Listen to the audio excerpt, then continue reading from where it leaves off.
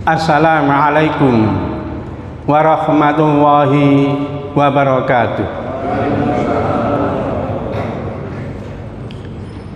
Innal hamdalillah nahmaduhu wa nasta'inuhu wa nastaghfiruh wa na'udzu billahi min syururi anfusina wa min sayyiati a'malina. May yahdihillahu fala mudhillalah wa may yudlil fala hadiyalah. Asyhadu an la ilaha illallah wahdahu la syarikalah wa asyhadu anna Muhammadan abduhu wa rasuluh.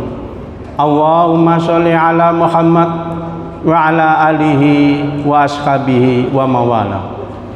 Qala Allah ta'ala fil Qur'anil Karim, a'udzu billahi minasyaitonir rajim. Ya ayyuhalladzina amanu taqullaha haqqa tuqatih wa la tamutunna illa wa antum muslimun. Ya ayyuhalladzina amanu taqullaha wa qulu qawlan sadida yuslih lakum a'malakum wa yaghfir lakum dzunubakum wa may yuti'illaha wa rasulahu faqad faza fawzan 'azima. Para jamaah, saudara-saudaraku kaum muslimin yang dirahmati Allah Subhanahu wa taala. Syukur alhamdulillah kita bisa sholat sunnah sebelum subuh. Kata Rasulullah sallallahu alaihi wasallam, sesungguhnya 2 rakaat sholat sunnah sebelum subuh itu lebih baik daripada dunia dan isinya. Maka karena nilainya yang sangat luar biasa ini, kita berusaha untuk tidak ketinggalan. Alhamdulillah kita bisa sholat subuh berjamaah. Kata Rasulullah SAW, berilah kabar gembira kepada orang-orang yang melangkahkan kakinya menuju masjid-masjid Allah di waktu malam yang gelap gulita. Mereka itu akan mendapatkan cahaya yang terang benderang di hari akhirat. Mudah-mudahan kita semua yang ada di sini diberikan cahaya yang terang benderang di hari akhirat. Amin ya rabbal alamin. Alhamdulillah kita bisa terus mengaji, menuntut ilmu. Kata Rasulullah SAW, barang siapa mencari jalan untuk mendapatkan ilmu, maka Allah memudahkan jalannya menuju surga. Mudah-mudahan kita semua yang ada di sini dimudahkan jalan kita menuju surga. Amin ya rabbal alamin. Itu motivasi bagi kita untuk terus istiqomah dalam kebaikan. Para jamaah, saudara-saudaraku kaum muslimin yang dirahmati Allah Subhanahu wa taala. Kalau kita mau menyadari sudah berapa banyak dosa yang sudah kita lakukan selama ini, mulai balik sampai masa tua, tentu tidak terhitung, bahkan bisa menumpuk dosa kita. Tapi Allah Maha Pemurah. Dengan kemurahannya Allah bisa mengampuni, bisa menghapus dosa-dosa hambanya melalui amalan-amalan. Maka pada kesempatan subuh hari ini kami siapkan materi amalan harian penghapus dosa. Apa saja itu? Yang pertama, membaca subhanallah wa bihamdihi sebanyak 100 kali dalam sehari. Sebagaimana sabda Rasulullah SAW, siapa yang mengucapkan subhanallah wa bihamdihi, maha suci Allah dan segala puji baginya, sebanyak 100 kali dalam sehari, maka dihapuskan segala kesalahan atau dosanya walaupun sebanyak buih di lautan. Hadis muttafaqun alaih. Maka Allah memberikan peluang kepada kita untuk menghapus dosa-dosa kita walaupun sebanyak buih di lautan dengan zikir subhanallah wa bihamdihi 100 kali dalam sehari. Maka bagi kita yang punya banyak waktu, paling tidak selesai sholat subuh, kita bisa manfaatkan zikir ini cuman 100 kali. tapi fadilahnya menghapus dosa walaupun sebanyak buih di lautan. Kadang-kadang mohon maaf kita ini kan sering melakukan hal-hal yang sepertinya muluk-muluk, iya, yang sangat luar biasa, tapi hal-hal yang semacam remeh ini kita lupa. Bahkan ada yang ngomong, "Pak, saya kok baru dengar sekarang, Pak." Nah, inilah pentingnya ngaji. Kita ajak anak-anak kita ngaji supaya mereka mengerti agama, mendapatkan ilmu. Paham ya? Nomor 2, membaca sebanyak 100 kali dalam sehari lafaz la ilaha illallah wahdahu la syarikalah lahul mulku wa lahul hamdu wa huwa ala kulli syai'in qadir. Keutamaannya sebagaimana sabda Rasulullah sallallahu alaihi wasallam, barang siapa mengucapkan la ilaha illallah wahdahu la syarikalah lahul mulku wa lahul hamdu wa huwa ala kulli syai'in qadir, tidak ada sesembahan yang berhak disembah dengan benar kecuali Allah, tidak ada sekutu baginya, miliknya kerajaan dan segala pujian, dialah yang maha kuasa atas segala sesuatu. Dalam sehari sebanyak 100 kali, maka baginya sama dengan memerdekakan 10 budak. Dicatat baginya 100 kebaikan, dihapus darinya 100 kejelekan, dan dia akan terlindung dari setan pada siang hingga sore harinya, serta tidak ada yang lebih utama darinya kecuali orang yang membacanya lebih banyak dari itu. Hadis muttafaqun alaih. Lagi-lagi Allah memberikan peluang untuk menghapus dosa, bahkan memberikan 100 kebaikan, bahkan dianggap memerdekakan 10 budak dengan zikir la ilaha illallah wahdahu la syarikalah lahul mulku wa lahul hamdu wa ala kulli syai'in qadir 100 kali dalam sehari. Maka bagi kita yang punya banyak waktu, bisa dimanfaatkan zikir yang semacam ini. Kita lanjutkan nomor 3, berwudu dengan baik. Dari Utsman bin Affan radhiyallahu an, dia berkata, Rasulullah sallallahu alaihi wasallam bersabda, barang siapa yang berwudu lalu membaguskan wudunya, niscaya kesalahan-kesalahan atau dosa-dosanya keluar dari badannya hingga keluar dari bawah kuku-kukunya. Hadis riwayat Muslim.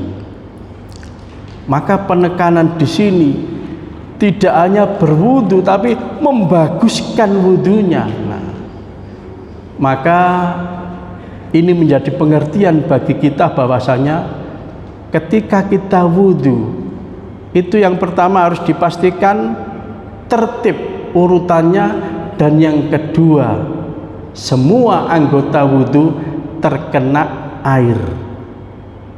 Maka kata Rasulullah SAW, kalau ada satu titik anggota bagian wudu yang tidak terkena air, maka wudunya tidak sah. Kalau wudunya tidak sah, maka sholatnya juga tidak sah. Maka harus dipastikan wudu itu seluruh bagian anggota wudu harus terkena air. Maka wudu itu tidak bisa cepat, harus tenang, pelan-pelan, diratakan seluruh air, diusap, digosok.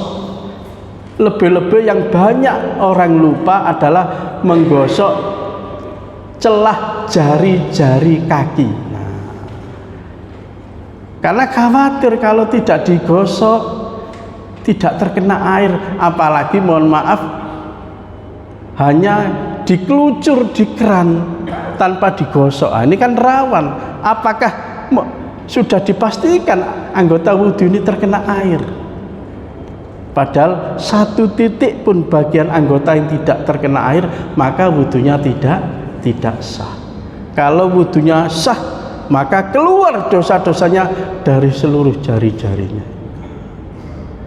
Maka ini yang perlu kita perhatikan. Tentu ada bab khusus masalah wudhu.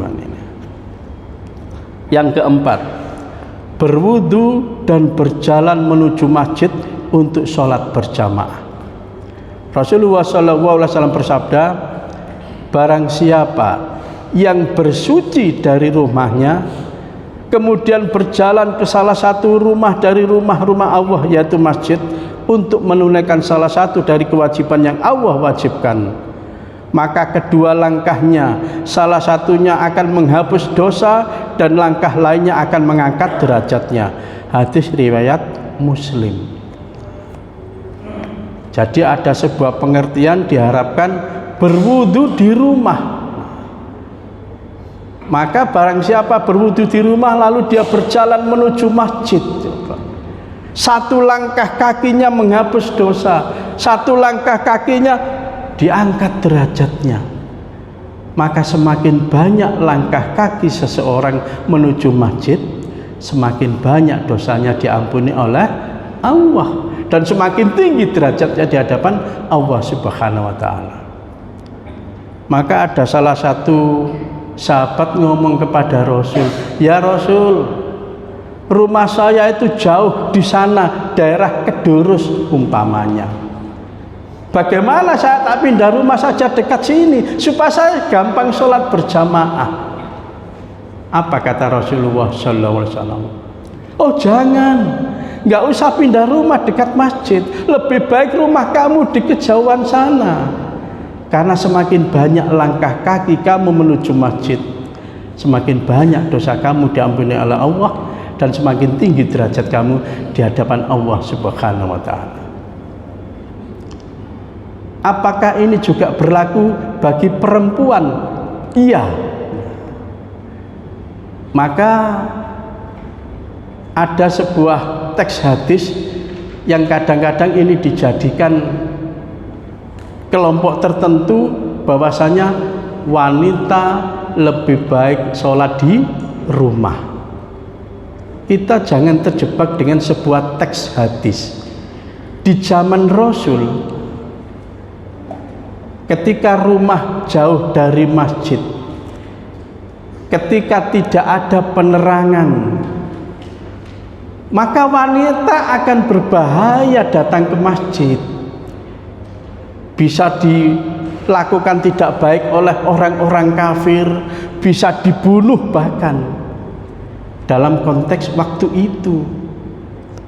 Maka ketika dalam kondisi sekarang, rumah dekat masjid, tidak ada gangguan, penerangan cukup luar biasa, maka justru ulama berpendapat lebih baik ikut sholat berjamaah di masjid. Ini yang harus kita pahami. Karena apa? Kalau ikut berjamaah di masjid, maka yang pertama akan terbiasa disiplin waktu. Ada adzan langsung datang ke masjid. Coba kalau sholat di rumah, mohon maaf, kalau kita perhatikan ibu-ibu, mesti molor Pak, mohon maaf. Duhur nanti jam 1 atau jam 2, bahkan mepet asar. Asar ya gitu jam 4, jam 5, bahkan mepet maghrib, terus begitu. Maka kalau ikut sholat berjamaah, dia akan terjaga dengan disiplin waktu. Yang kedua, ikut berjamaah subuh, mereka akan ikut pengajian, mendapatkan ilmu. Ikut berjamaah maghrib, mereka akan ikut pengajian, mendapatkan ilmu. Terus banyak fadilah dan manfaatnya. Paham ya? Nah, ya. Kita lanjutkan. Nomor 5, sholat 5 waktu. Dari Abu Hurairah radhiyallahu anhu bahwa Rasulullah SAW bersabda, sholat 5 waktu dan sholat Jumat ke Jumat berikutnya adalah penghapus untuk dosa antara keduanya selama tidak melakukan dosa besar. Hadis riwayat Muslim. Dari Utsman bin Affan radhiyallahu anhu, dia berkata, aku mendengar Rasulullah SAW bersabda, tidaklah seorang muslim didatangi sholat fardu lalu dia membaguskan wudunya dan khusyuknya dan sholatnya, melainkan itu menjadi penebus dosa-dosanya terdahulu selama dia tidak melakukan dosa besar, dan itu berlaku pada sepanjang zaman. Hadis riwayat Muslim. Maka berbahagialah kita yang sudah menjaga sholat 5 waktu, lebih-lebih berjamaah, karena ini adalah sarana penghapus dosa. Siapa yang antara subuh dan duhur melakukan sebuah dosa, lalu dia sholat duhur, maka dosa itu dihapus oleh Allah. Siapa yang melakukan dosa antara duhur dan asar, lalu dia sholat asar, dihapus dosa antaranya. Terus begitu. Bahkan di hadis lain Rasulullah mengatakan sholat 5 waktu ibarat seseorang mandi 5 kali. Tentu dia akan bersih, tidak ada kotoran di badannya. Begitu juga sholat 5 waktu. Tentu yang dimaksud adalah dosa-dosa kecil. Untuk dosa besar ada sarana khusus. Kita lanjutkan. Nomor 6, mengucapkan amin bersama imam. Imam Al-Bukhari meriwayatkan dari Abu Hurairah radhiyallahu anhu, ia berkata, sesungguhnya Rasulullah SAW bersabda, jika seorang imam membaca ghairil maghdubi alaihim waladdallin, maka ucapkanlah oleh kalian amin, karena barang siapa yang ucapannya itu bertepatan sesuai dengan ucapan para malaikat, maka akan diampuni dosanya yang telah lalu. Malah ini lebih sederhana lagi, mengucapkan amin ketika imam sudah membaca ghairil maghdubi alaihim waladdallin, amin, maka barang siapa ucapan aminnya bertepatan dengan ucapan amin para malaikat, nah, ternyata malaikat juga mengaminkan sholat seseorang berjamaah, maka diampuni dosa-dosanya walaupun dosa-dosanya yang telah lalu. Maka jangan pelit untuk mengucapkan amin. Bahkan di zaman Rasul itu amin itu bergemuruh, amin gitu ya. Kadang-kadang saya di beberapa tempat itu gak kerungu Pak aminnya, walaupun di belakang saya loh, mungkin belum mendengar hadis ini, mungkin ya. Itu harus dijawab amin. Barang siapa ucapan aminnya bertepatan dengan aminnya para malaikat, diampuni dosanya yang telah lalu. Nomor 7, berzikir setelah sholat.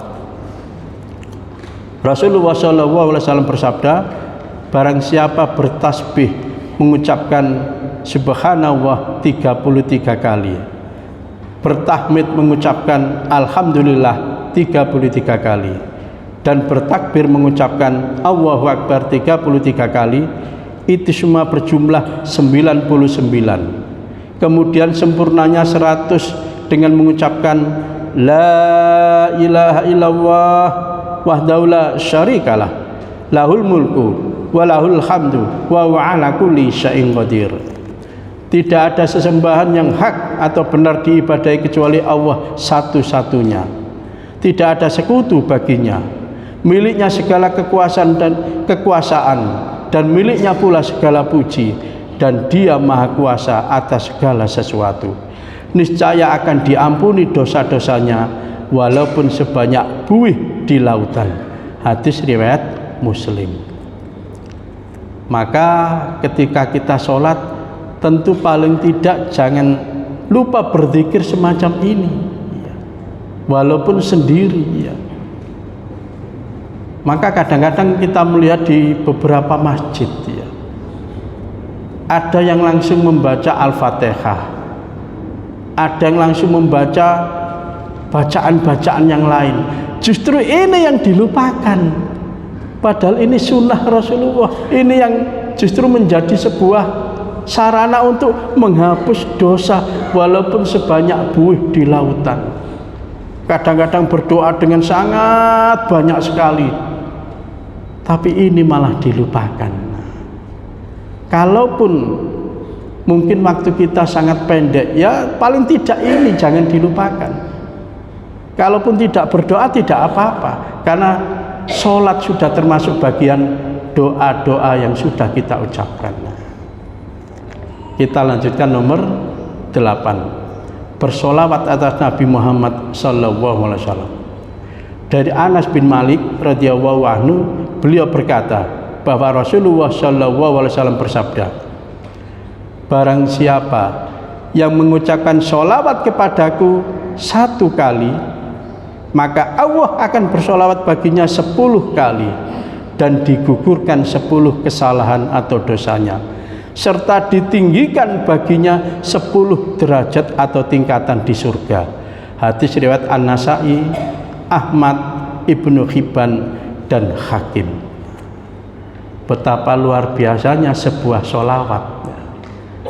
Maka berupaya kita, mungkin setelah sholat, mungkin ketika ada waktu longgar, silakan bersolawat. Paling tidak Allahumma sholli ala Muhammad wa ala ali Muhammad. Terus bersolawat, lebih-lebih hari Jumat. Sangat disunahkan untuk banyak-banyak membaca solawat. Tentu solawat-solawat yang diajarkan oleh Rasulullah Shallallahu Alaihi Wasallam. Karena sekarang ini, mohon maaf, banyak solawat-solawat buatan manusia selain Rasul. Namanya macam-macam, ada solawat asgil, ada solawat naria, ada solawat apa dan sebagainya. Hati-hati, kelihatannya ini solawat, tapi ketika itu tidak ada tuntunan dari Rasul, justru ini bisa masuk kategori bid'ah. Hati-hati.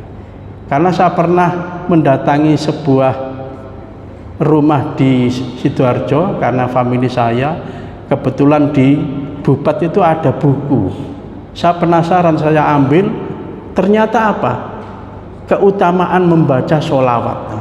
Saya buka sampai habis, ternyata banyak sekali sholawat-sholawat yang tidak diajarkan oleh Rasul, dan disampaikan barang siapa membaca sholawat ini sebanyak 313 kali akan seperti ini.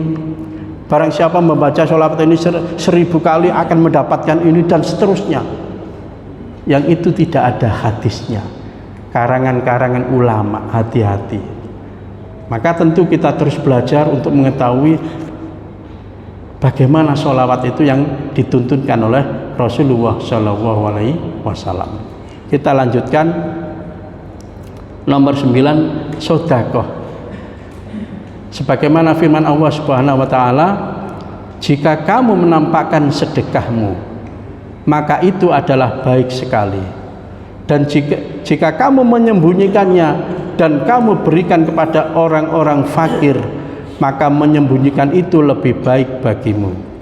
Dan Allah akan menghapuskan dari kamu sebagian kesalahan-kesalahanmu. Dan Allah mengetahui apa yang kamu kerjakan. Al-Baqarah ayat 271. Rasulullah SAW bersabda, sedekah itu akan memadamkan dosa, sebagaimana air dapat memadamkan api. Hasad akan memakan kebaikan, sebagaimana api melahap kayu bakar. Hadis riwayat Al-Baihaqi.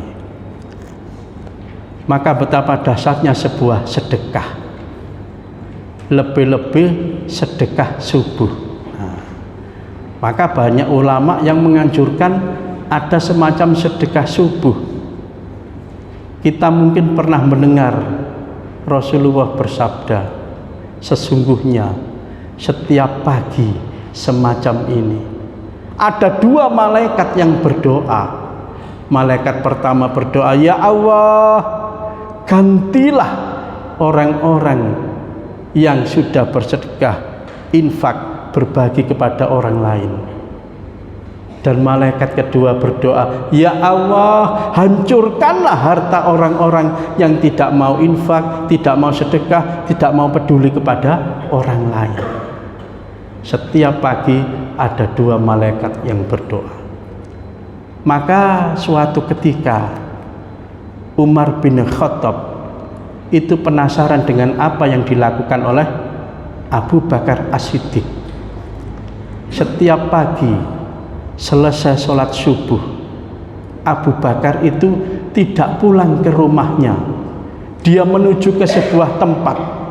Kalau rumahnya di sebelah utara, Abu Bakar berjalan ke sebelah selatan. Dan ini menimbulkan sebuah pertanyaan dari Umar bin Khattab. Kemana Abu Bakar pergi dan apa yang dilakukan? Maka pada satu saat Umar bin Khattab mengikuti dari belakang. Dilihat dari kejauhan Umar bin Khattab berjalan. Ternyata Abu Bakar As-Siddiq masuk ke dalam sebuah gubuk. Setelah ditunggu sekian lama, Abu Bakar keluar dari gubuk tersebut. Lalu Umar bin Khattab masuk ke dalam gubuk tersebut. Didapatinya seorang wanita tua, renta, dan buta. Lalu Umar bin Khattab bertanya kepada wanita tua tersebut, "Wahai ibu, siapakah yang barusan datang kemari?" Maka wanita tua tersebut menjawab, "Itu adalah orang yang setiap pagi datang ke sini. Dia membuatkan makanan dan minuman itu kepadaku, dan dia juga menyuapi makanan dan minuman itu untukku." Tertegun Umar bin Khattab. Ternyata inilah jawaban dari sebuah pertanyaan selama ini. Kenapa Abu Bakar melakukan hal yang demikian? Ternyata sebelum wafat, Abu Bakar bertanya kepada Rasulullah ketika sebelum wafat, "Ya Rasul, amalan apa yang sampean lakukan akan aku teruskan?" Apa kata Rasulullah SAW? "Ketahuilah Abu Bakar, di pojok kampung sana ada wanita tua, renta, dan buta. Tolong perhatikan hidupnya." Ternyata itu adalah kebiasaan Rasul setiap pagi. Dia sudah bersedekah. Dia sudah memperhatikan kehidupan orang lain sebelum memperhatikan kehidupan keluarganya sendiri. Allahu Akbar. Inilah kebiasaan orang-orang soleh, orang-orang beriman, orang-orang yang mengaku bertakwa kepada Allah.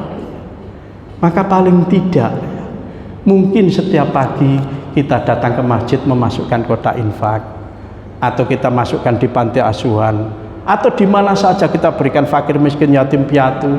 Atau kalau tidak sempat, di rumah kita sediakan kotak atau kaleng, setiap pagi kita masukkan sebagian rezeki yang telah Allah berikan.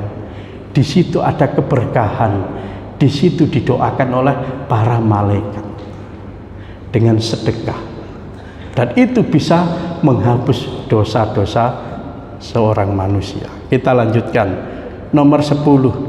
Bersabar atas segala ujian yang diberikan Allah Subhanahu wa taala. Dari Abu Sa'id dan Abu Hurairah radhiyallahu anhuma, Rasulullah sallallahu alaihi wasallam bersabda, "Tidak ada sesuatu yang menimpa seorang muslim berupa rasa capek, sakit, cemas, sedih, gangguan, dan rasa susah, sampai pun duri yang mengenainya, kecuali Allah akan menjadikannya sebagai kafarah atau penghapus dari kesalahan-kesalahan atau dosa-dosanya." Hadis riwayat muttafaqun alaih. Maka tentu kita harus bersabar dengan kondisi apapun yang kita lalui. Mungkin kita capek dari pulang bekerja, kewajiban mencari nafkah. Maka ketika seseorang bersabar dengan itu, maka itu menjadi bagian dari penghapus dosa. Atau hal-hal yang lain disebutkan sampai sakit, cemas, sedih, gangguan, dan rasa susah, bahkan sampai tertusuk duri pun itu menjadi kafarah, menjadi penghapus dosa.